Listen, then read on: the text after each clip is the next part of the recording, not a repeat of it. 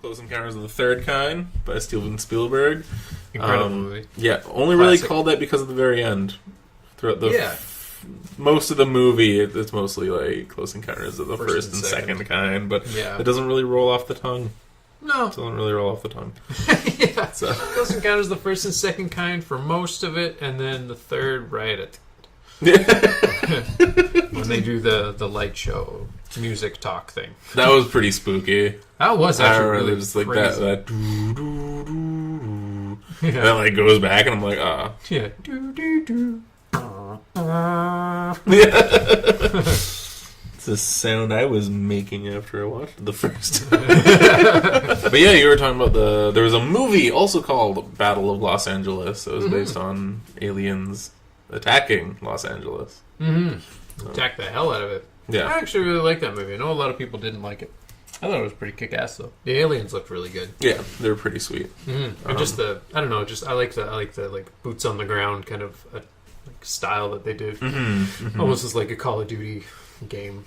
Yeah, yeah, that's true. Yeah, it was definitely very like Call of Duty. You're right. I didn't really think of it that way. Yeah, like just humans going in and doing everything they can, kind of a thing. I liked it. I thought it was pretty cool. It felt like it was cut really strangely. Where there were a lot of parts where it looked like it was going to end, or there was like the perfect place for it to end, and then it kept going on. Yeah, and then it would really drag.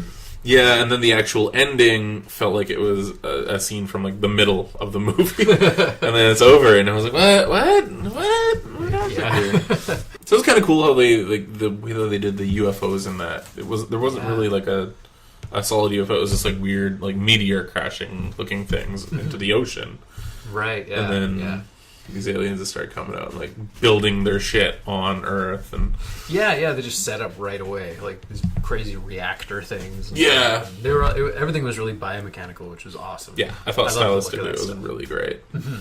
So yeah, very. I don't know. I think that movie doesn't get a lot of credit. It should. It was pretty cool. Yeah, no, it was one I think I should watch again, just because the first time I watched it, I was just like, I might have just been expecting a bit of a different thing. Oh yeah, so much better than the other one that came out just around that time. Was, the one where people just get sucked up into the sky and stuff.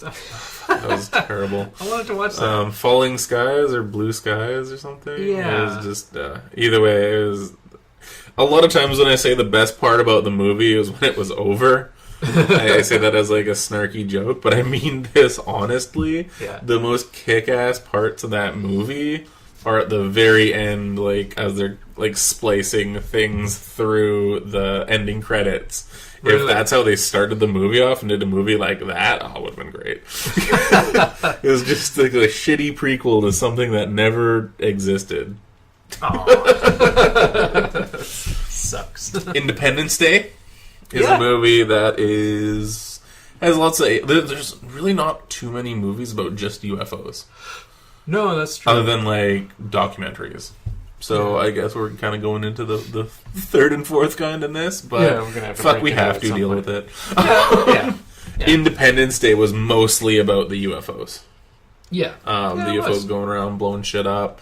Big dog fights at the end. That was you only really see like a little bit of the aliens in there. There's that one really crazy scene, and that was more or less it. Yeah. Where they're where he's talking through got data. Fuck, that scene like always makes me jump. Like even when I expect it, and they just like shove them against the glass. I'm like, oh no.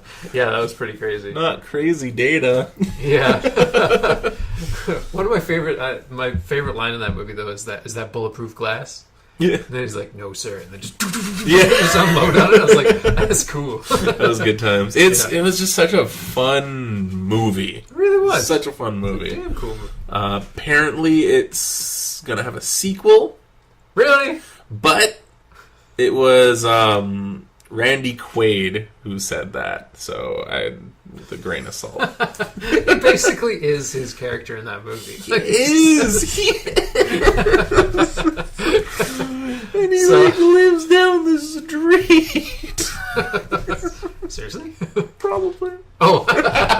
No, I think he is actually like in this area. Because he lives in Vancouver. He did a lot of events at the Rio. Whoa. Which is just down the street. That's awesome. Rent here isn't super expensive. I mean, we aren't like super ghetto, but it's like there's some like shitty basement suites kicking around. More affordable. We lucked out on ours. It's kind of amazing. It is really nice. It's a nice little suite. But yeah, no, there were a couple that we checked out, and it's just like, oh man, someone totally cooked meth in here. Oh no. But either way, yeah, that's Vancouver. But yeah, so Randy Quaid, Independence Day 2, Electric Boogaloo, coming your way 2018.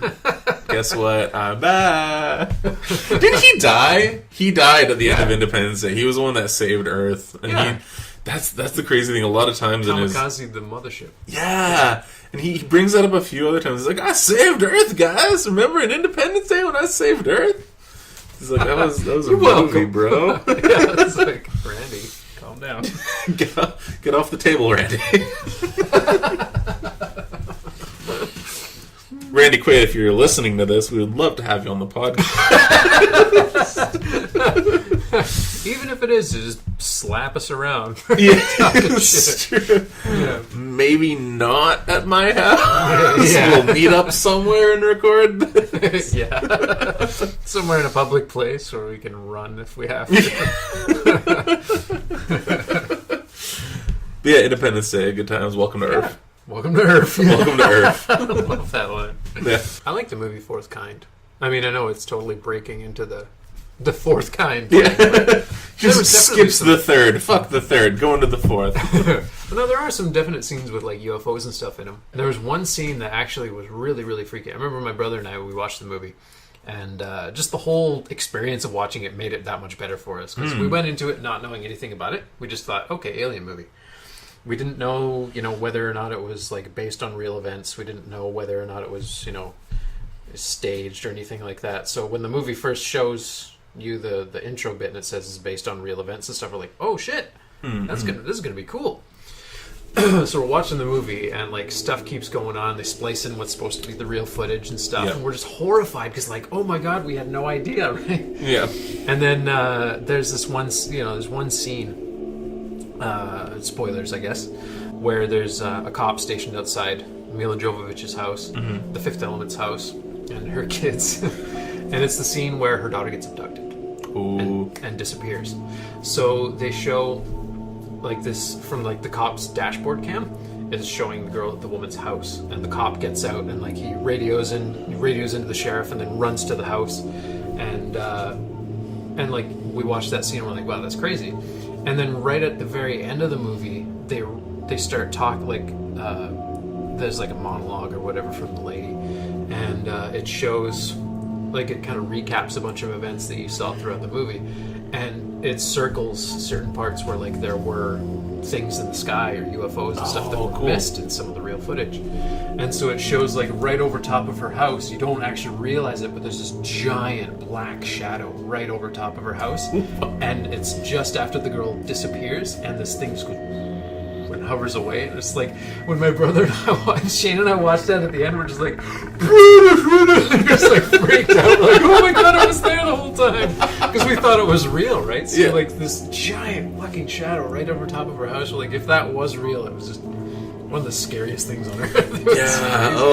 So after that, it was really cool. After the movie was over, we were walking home and we were just like watching the sky, like, Jesus Christ. I'd rather be cuddled by Sasquatch. I would rather him feed me forest berries rather than like needle spooned with an alien, because they do needle shit. They do needle and bum shit. And you're just like, that's the one that I always thought was really weird. Was the bum stuff, like the bum probe. Is like I mean, I guess you could discover stuff about humans doing that, but like, you're just gonna discover how awful we are. Yeah, like why? Like what information up there? Yeah, well, okay, maybe the bum stuff isn't as bad, but like needles and stuff, I'm just like, no. Oh yeah, I forgot. I've got a needle thing. Yeah. Well, I mean, if it's like Fire in the Sky style, where they go into your eyeball, that's like... No, as someone who's had their eyeball frozen before, medically, it's Not something I want to do anymore.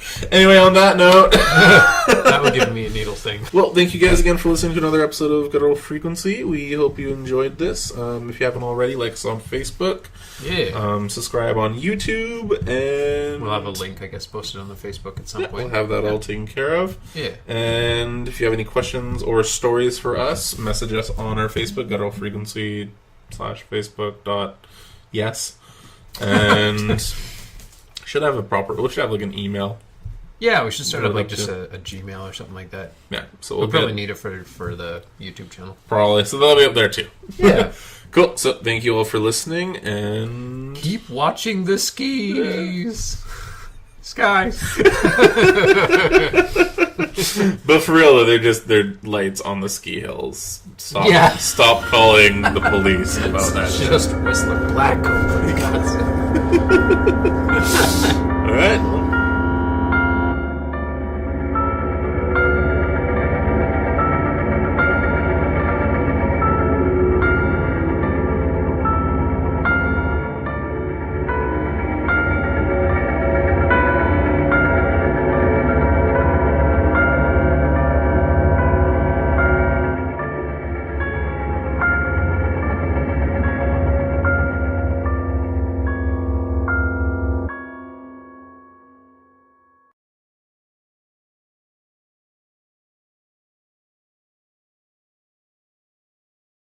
Oh yeah, Brett Mancheese on CNN.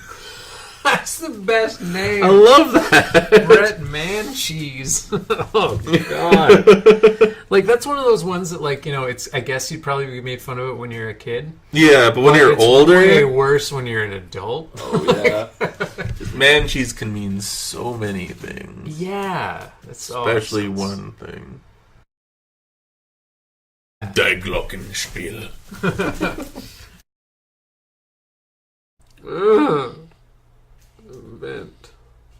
Vent.